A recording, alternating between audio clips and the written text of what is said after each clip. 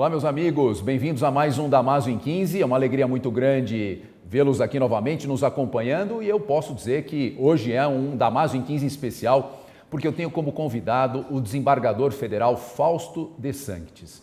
É uma honra para nós do Damásio tê-lo aqui como convidado, não é? O propósito, inclusive, o que motivou esse convite também foi o fato de que ele ministrará aula na nossa pós-graduação, não é? Na nossa pós-graduação em Direito Penal, portanto, não é? Sobre um assunto que ele domina, que é o direito penal econômico.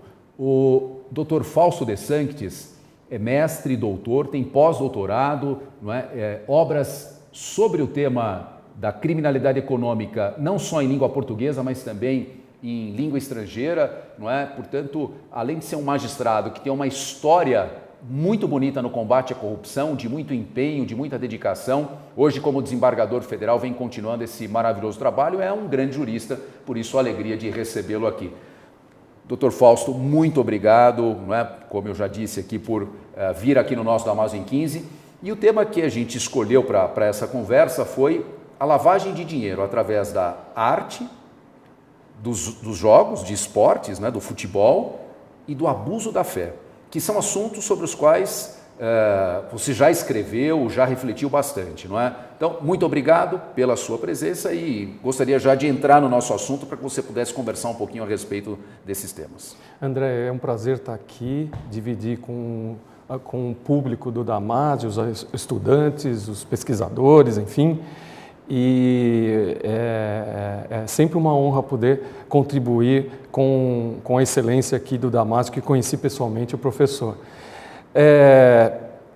Eu, na minha experiência judicial, acabei vivenciando temas que na época eram totalmente inusitados, pouco falados, pouco estudados, e acabei enfrentando casos que envolviam lavagem de dinheiro. Primeiro, lavagem de dinheiro era novo, e lavagem de dinheiro em especial com obras de arte, não foi só um caso determinado, muita gente vincula o meu livro, o meu trabalho com relação a um caso, mas tiveram outros casos envolvendo traficantes internacionais, mais que um, que lavavam dinheiro com obras de arte, e não só obras de arte, mas continuando o raciocínio, teve também a lavagem via igrejas ou templos e também futebol, que também não foi só um caso, foi mais que um caso. Então, um conjunto de casos me levaram a desejar me aprofundar, aliás, não desejar, mas de fato se aprofundar e fazendo um trabalho também acadêmico nesse sentido para alertar a comunidade acadêmica e também os juristas dessa realidade e a necessidade dos estados enfrentarem isso com propostas institucionais e normativas com relação a esses crimes. Interessante, quer dizer, e nas suas pesquisas, você encontrou algum elemento facilitador comum para que a arte, o futebol, não é? E, enfim, detentores de templos, etc., se valessem desses campos de atuação para a realização da lavagem? Qual seria aí o elemento comum Sim. que permitiu essa maior incidência de lavagem nesses casos? Bom, o elemento comum tradicional que a gente pode imaginar é o uso de empresas fantasmas ou o uso de empresas em paraísos fiscais, offshores.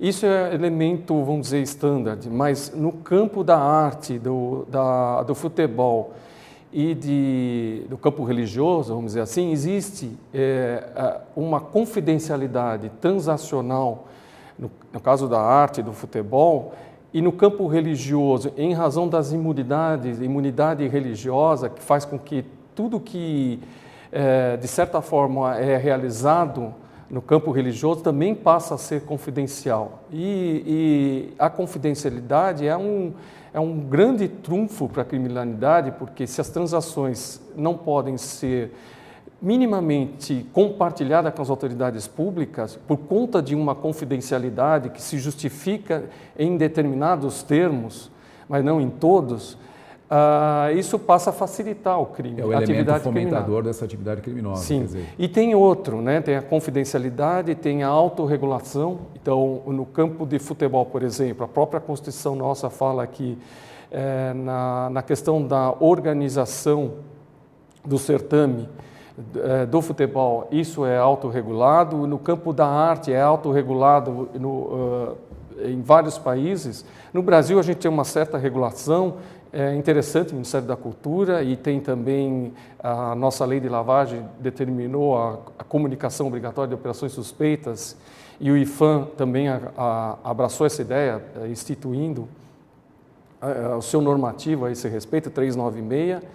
E no campo religioso continua essa regulação incipiente por conta dos preceitos que estão por detrás da proteção à liberdade de culto. Entendi. É lógico, acho que é bom deixar claro, obviamente, né, para o nosso espectador, é evidente que não se trata aqui de generalizar, não é? Lógico, a questão do abuso da fé, a questão do futebol, a questão da arte, não é? Das pessoas envolvidas nesses setores. Mas é de procurar mostrar que, excepcionalmente, há um elemento comum que faz com que, nesses universos, haja uma prática de lavagem de dinheiro. Fausto, hoje você é desembargador federal, mas durante muito tempo você foi juiz numa vara criminal exclusivamente dedicada a crimes contra o sistema financeiro e lavagem de dinheiro, é isso? Isso, durante 2004. De 2004 até quando? Até 2011. De 2004 a 2011. Bom, então desde... Mas, me permite, Lógico. Antes ela não era especializada, mas havia casos de sistema financeiro, porque a Justiça Federal ela lida com um rol de crimes, dentre os quais os crimes econômico-financeiros. Só que isso estava pulverizado em diversas varas, mas eu já tinha, desde quando eu entrei na Justiça Federal, que eu estava na 6ª Vara Criminal... Você me permite quando foi? Em 1991. Em 91? E na 6ª Vara Criminal, quando que você passou a atuar como juiz Em 91. Em 91? Já entrei, foi o primeiro concurso do Tribunal Regional Federal da 3ª Região, recém-criado pela Constituição. Ele foi criado em 89, eu entrei em 91. E já entrei na 6ª Vara, porque era o primeiro concurso, precisava de gente. E acabei atuando. Então, não é uma atuação a partir de 2004. Em 2004, sim, foi a concentração total de casos específicos. Quer dizer, então você já lida com esse assunto mesmo antes do advento da lei de lavagem, que é de 98, né? Sim, eu lido com crime econômico financeiro. 7492, que é a lei de colarinho branco. Isso já vinha, corrupção. Perfeito. Já tinha essa... E a lei de lavagem, certamente, não é? A edição da lei de lavagem em 98, certamente foi um grande avanço, né? No combate aos crimes contra a ordem econômica, né? Sim. Isso é algo que veio de fora para dentro, mas que veio com uma força tal e que hoje é impensável você imaginar uma legislação sem o crime de lavagem. E a lavagem de dinheiro, ela vem com certas peculiaridades que permitem a repressão e a prevenção, né? Uma vez vem da repressão, acaba vindo a prevenção, até do crime antecedente, porque se você asfixia patrimonialmente aquela organização criminosa, você acaba tirando o grande trunfo da prática do crime. Perfeito. Crime antecedente. Perfeito. O Dr. Fausto vem comentando aqui para a gente, trouxe vários aspectos ligados ao direito penal econômico, né? A lei que trata dos crimes contra o sistema financeiro, a gente abordou a lei de lavagem, e eu aproveito para destacar aos espectadores que esse é um dos temas centrais, um dos eixos temáticos do nosso atual módulo na pós-graduação de Direito Penal. Tem até uma arte preparada aí, não é? A gente tem as 2 primeiras semanas de aula da pós-graduação de Direito Penal como semanas abertas, inclusive a aula do Dr. Fausto estará disponível no YouTube como nossas aulas, uma de nossas aulas abertas, não é?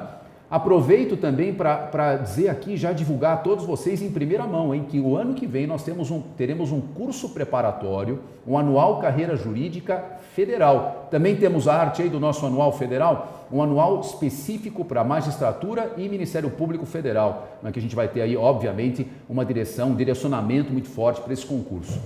Fausto, agora, nesse nosso bate-papo aqui, se você me permitir, eu queria mudar um pouco o nosso enfoque e tratar de algumas questões. Você falou que você ingressou na magistratura federal em 1991. Sim. E se você me permite, a gente estava tocando num assunto interessante que você se lembrou agora da tua preparação para o exame oral, não é? Como é que foi? Quanto tempo você estudou? Como é que foi a tua preparação como um todo, primeiro? No início eu estudava o dia inteiro em casa e à noite no cursinho,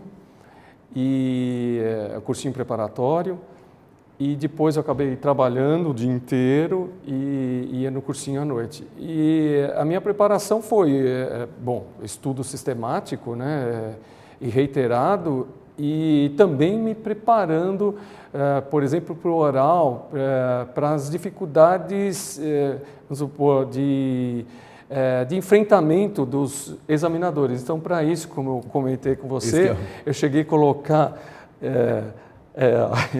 eu dou risada porque eu lembro dos alguns bichos de pelúcia, coisas. Eu coloquei como se fosse cada um examinador. Então, para treinar, olhar para cada um e treinar o nervosismo, né? Então, porque a gente precisa controlar, né? O exame oral é um momento de controle de nervosismo, né? Exatamente. Sobretudo. E naquela época era importante esse controle porque parece que hoje não é mais assim, mas havia a entrevista também. A entrevista reservada. Contada. É verdade, hoje não tem mais. Hoje não tem mais. Então tinha que haver um grande controle para que o nervosismo não destruísse com o meu raciocínio.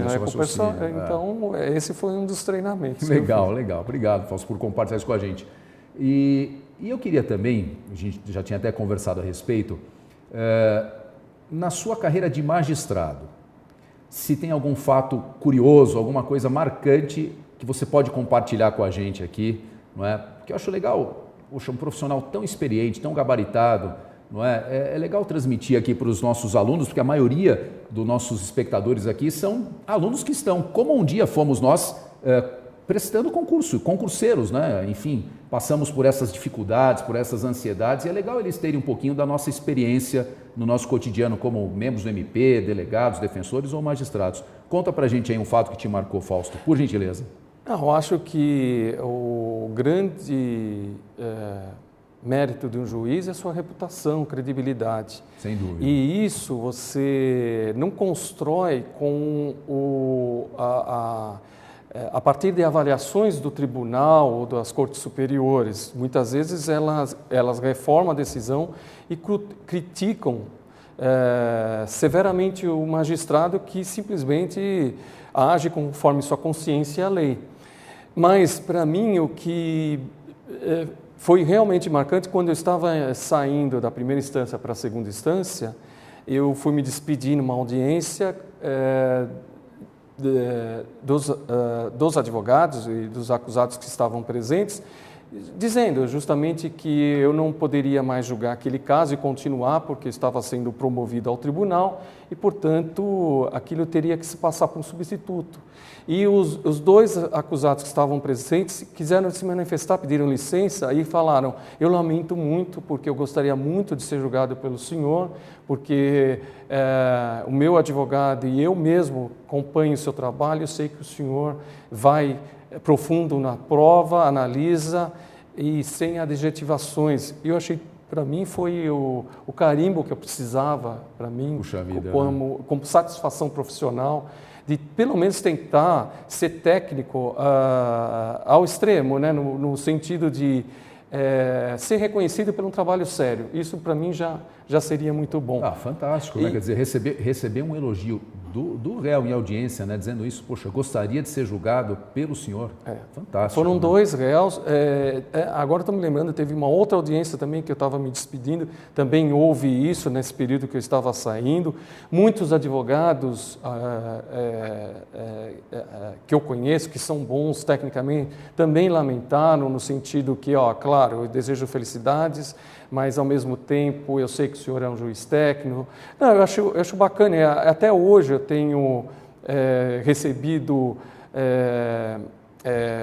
elogios e apoio profissional. Podem discordar eventualmente daquilo que eu decido, mas as pessoas falam, não, o senhor tenta fazer um trabalho técnico conforme a sua convicção, isso que é o importante, e examinando o processo individualmente, não como uma produção em massa de decisões. Isso é importante. Porque hoje o Ctrl+C e Ctrl+F é muito perigoso no criminal, né? Aliás, em qualquer caso, mas num caso que você está lidando com a liberdade de alguém, né, com o destino, eu acho que os cuidados técnicos e apuro técnico e científico não pode ser deixado de lado. E eu, graças a Deus, eu ando na rua, avião, eu não sofro resistências como a gente vê, infelizmente, de alguns magistrados até de cortes superiores, mas... Acho que muito pelo contrário, né? Eu não sei, Fausto, eu posso dizer assim, eu acompanho o seu trabalho, como tenho certeza que muitos profissionais do direito, há muito tempo. E eu sou um admirador do seu trabalho, desde o tempo que você era juiz na 6ª Vara Criminal Federal aqui em São Paulo, não é? Enfim, vários casos de repercussão ficaram sob sua responsabilidade e a gente sempre teve essa impressão, embora a minha instituição seja o MP de São Paulo, não o Ministério Público Federal, mas tenho colegas do MP Federal e sempre foi a percepção, ainda que de fora, como alguém que não participa desse cotidiano da sua atuação, como um juiz técnico, um juiz profundamente honesto, sem a menor sombra de dúvidas, mas preocupado em uma atuação eficaz do direito penal sem o desrespeito dos direitos fundamentais, das garantias fundamentais. E olha, André, eu vou te falar, eu tenho muitas pessoas que mutuamente a gente se admira profissionalmente e eu discordo. Quando você tem uma discordância técnica fundamentada, sem exercício de vaidade institucional, que a gente estava falando até isso há pouco, né? A gente tem tratando o fato como fato de interesse de todos. O resultado melhor interessa a todos. Então, quando você trata nesses termos, você pode até concordar ou discordar, mas quando a pessoa sabe que o conjunto da sua obra é nesse sentido, nesse olhar, né, que você é respeitado. E eu vejo com preocupação que muitos, inclusive eu critico por vezes decisões de Brasília, porque a gente percebe por vezes nas entrelinhas um olhar que demonstra talvez um olhar desvirtuado da preocupação do julgamento isento e melhor para o caso concreto e para o bem-estar coletivo. Verdade. É algo que, por vezes, a gente realmente se ressente quando toma conhecimento de algumas decisões aí de órgãos superiores, não é? Fausto, me permita aqui um brinde com a nossa canequinha do Damásio em 15, nossa tradição. Muito obrigado. Eu, de novo, agradeço profundamente a sua presença, não é? A alegria de tê-lo, da minha parte, do professor Damásio, com quem eu coordeno a pós-graduação de Direito Penal, no nosso corpo docente, é uma alegria inenarrável, não é? E certamente os alunos também poderão compartilhar de toda a sua experiência, de toda a sua bagagem, que você vai falar sobre um assunto que é um assunto que você é expert na matéria. Muito obrigado. Meus amigos, me despeço de vocês nessa edição do Damásio em 15, esse bate-papo com bastante conteúdo jurídico, não é? Com bastante questões relevantes e fatos interessantes da carreira do desembargador federal Fausto de Sanctis. A todos, um grande abraço e até a próxima.